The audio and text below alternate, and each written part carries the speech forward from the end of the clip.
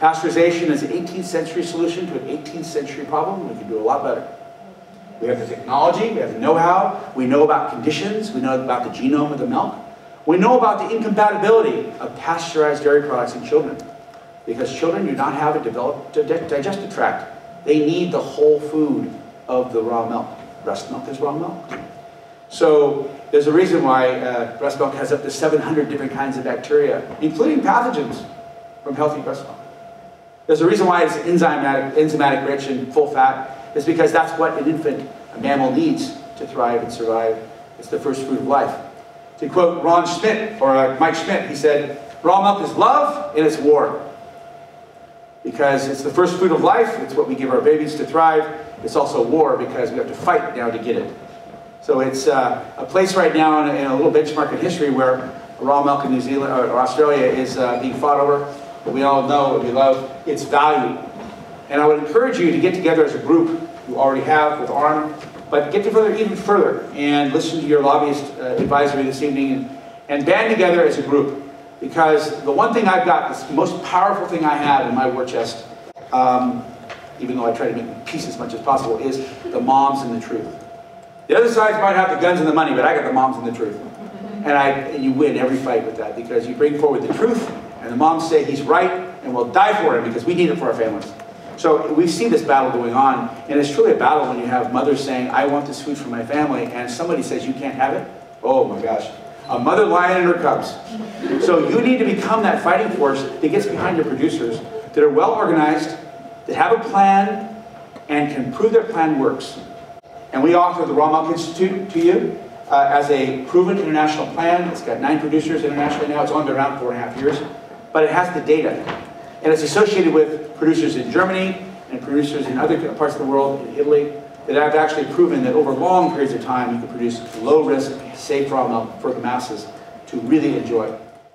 So what we've produced is a research pack, which is available online, and that's got all of the best and most up-to-date research about the safety of raw milk, the way it's been regulated in other countries, including, it looks a lot to America. It's got information about the economic impact of actually opening up this new, emerging, exciting market for small-scale dairy farmers. And it's got information on the health benefits of the consumption of raw milk, the things that Mark was talking about. Really enjoy. Also, don't forget the great science coming out of Europe. The Parsifal study, the Gabriella study, the Pasteur study, the koala cohort, the LMU study that came out just last year, all showing that you have a dramatic reduction of asthma, allergies, eczema, ear infections, and colds with children that drink raw milk. And the tremendous gifts to mothers that drink raw milk during pregnancy.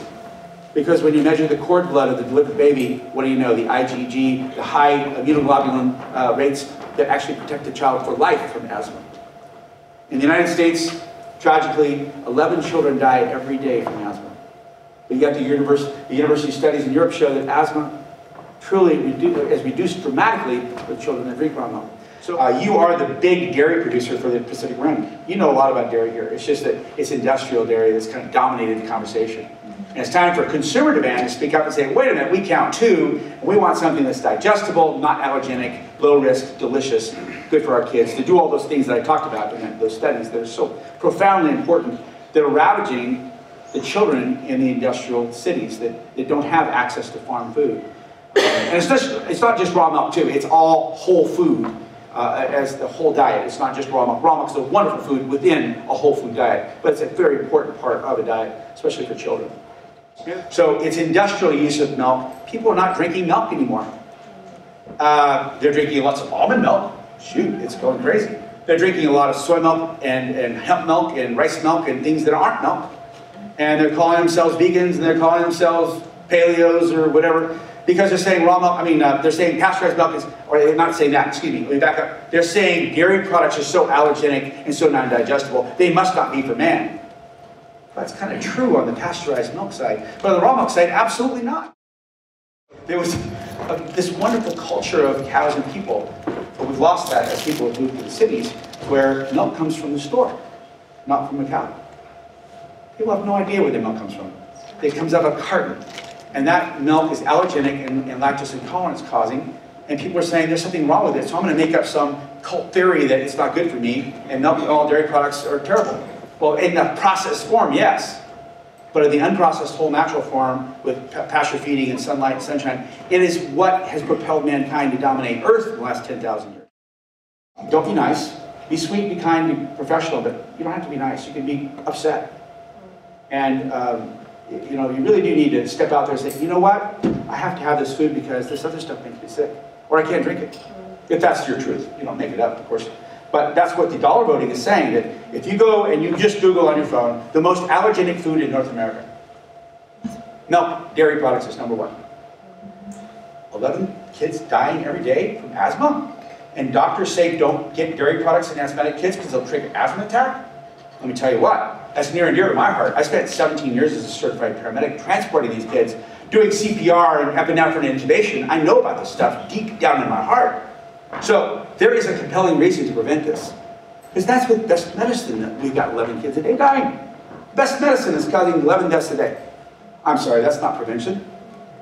Maybe that's even causation, who knows? The bottom line is we can do better, and it's nutrition. Hippocrates said 2,400 and some odd years ago, let food be your medicine, medicine be your food. We've forgotten that. Good health is not the absence of more drugs.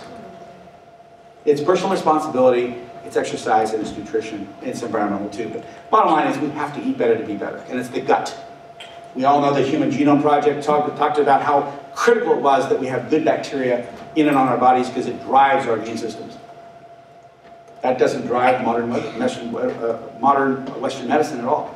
Long lines of sick people do. So we have to depart from that, become personally responsible. We have to become educators. We have to become examples yourself, tell your story, and bring people together and be passionate. And when you do that, you have a cause and a real right for one.